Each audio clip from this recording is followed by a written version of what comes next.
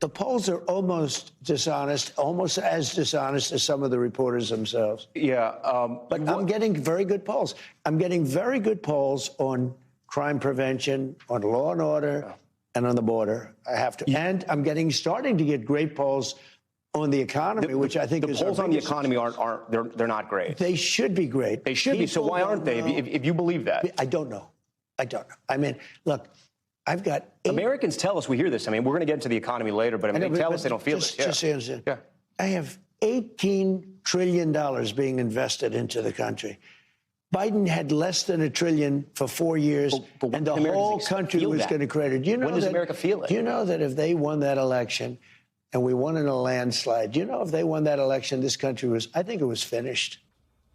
President Trump yesterday pressed by NBC's Tom Llamas about his sinking poll numbers, yes, on the economy. This comes as his former vice president, Mike Pence, is speaking out against President Trump's global tariffs. In a social media post yesterday, which included a screenshot of a front-page Wall Street Journal above-the-fold headline on the retreat of U.S. manufacturing, Pence wrote, "American businesses and American consumers pay for American tariffs, and American manufacturing is paying the price.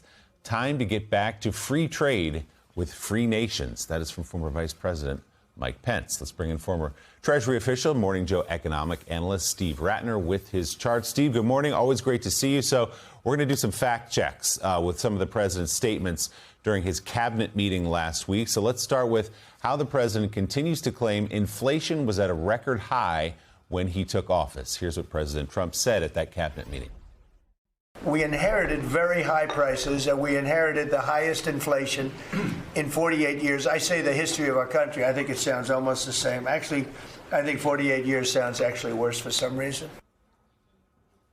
So, Steve, we heard sort of that same sentiment echoed from the Treasury Secretary Scott Bessent at a hearing on Capitol Hill yesterday. What is the reality about what this administration inherited? So, one of the things that's interesting about the president is that no matter how many times he gets corrected, he still goes back and says the same stuff over and over again. As he kind of implied in that clip, he used to say it was the worst inflation in history. People kept correcting him, and so he now talks about 48 years. But in fact, look what happened. He didn't inherit the worst inflation in history or any inflation above normal to speak of. We did have a significant amount of inflation, of course, during COVID, up to 9%. We worked our way down, and this is the Biden administration. It worked its way down, down, down, down, down. It got down to right around 3% when President Trump took office, and now it's at about 2.7%. So he inherited a very stable rate of inflation, and it only got marginally better. But we're talking about tariffs, so let's just take a look at the facts on tariffs. Look, we all know that the tariffs didn't have quite as bad of an economic effect or inflationary effect as we thought they were. A lot of it got absorbed along the way, but that didn't mean it had no effect. So this tracks imported and domestic goods sold at 5 big retailers in the U.S., and you can see that going back to October of 24, the trend line of both domestic and imported goods was down. In other words, they were in fact even going down in price because trade is a good thing. It brings in goods at lower prices for consumers, and then domestic producers have to match that. So that's where it was going. Then you hit Liberation Day, and look what happens. It turns around, and the prices of both go up. And again, even though domestic goods, you'd say, well, why should they go up? It's because when imported goods go up in price, the domestic retailers and producers are able to raise their prices. And so, in fact, the tariffs have been a contributor of probably 1 or 2 percentage points. And Powell said this himself, actually, in testimony very recently, have been going up in price. And so part of why inflation hasn't gotten down to 2%, as the Fed wants and as has been promised, is because of the tariffs, as a matter of fact. Were you surprised, Steve, to hear Secretary Bessent yesterday claim that tariffs are not inflationary, despite being presented with a letter in which he wrote tariffs will be inflationary?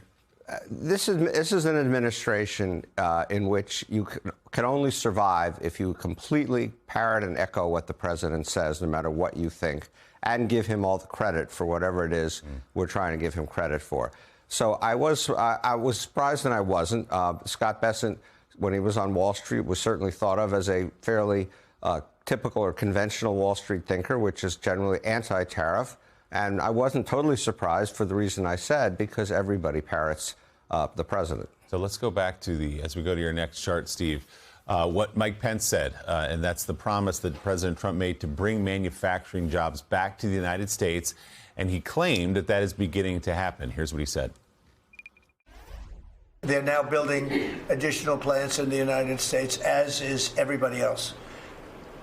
You have AI building, but the car companies, I love the car companies, and you have them, they're all coming back. Steve, what do the numbers actually show? So the numbers show, in fact, that it's manufacturing construction spending. So this is money spent to build manufacturing facilities as opposed to making products, has actually been going down. It did go up, in fact, in 23, 24, and a lot of this was under Joe Biden, of course, and a lot of it had to do with the passage of the Chips and Sciences Act, which did spur a lot of new investment in Phoenix, Arizona, and places like that. But as of now, since Trump came in, it has just been going down. If you look at jobs, you can see, in fact, we had COVID back here, so job creation was really bad. Then it recovered, but it has not really recovered, never really recovered much past where it was before COVID. And again, manufacturing employment is declining.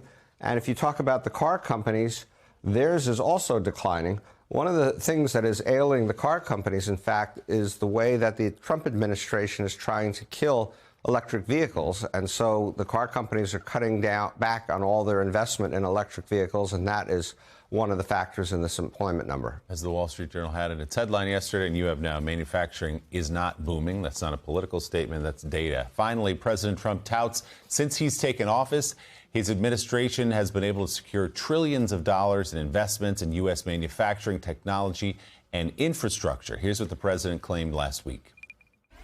And most importantly, if you think about it, after 4 years in which Biden got much less than $1 trillion of investment into our country,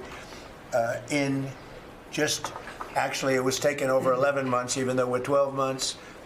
In 11 months, we've taken in more than $18 trillion.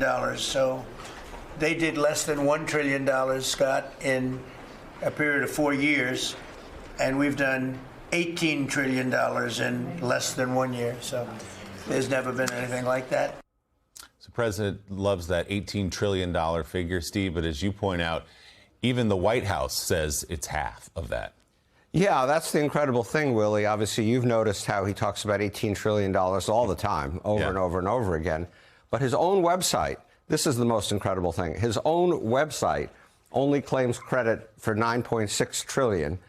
And so you'd think they would at least change the website, or he would stop saying it, but no, they don't do either. But in fact, there's no real evidence of that either so far. You can see that this is total private investment and all the kinds of things the president's talking about.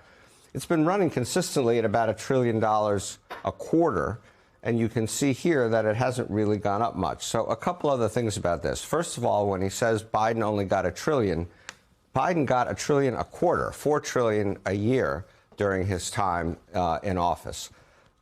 The likelihood of the president producing $18 trillion when our total investment is around $1 trillion is kind of laughable. And in fact, if you dig into some of the projects that are in this website, you'll see some of them, like some things Apple is doing, like the semiconductor plants in Arizona that I mentioned, already happening or would happen anyway and have nothing to do with anything the president's done.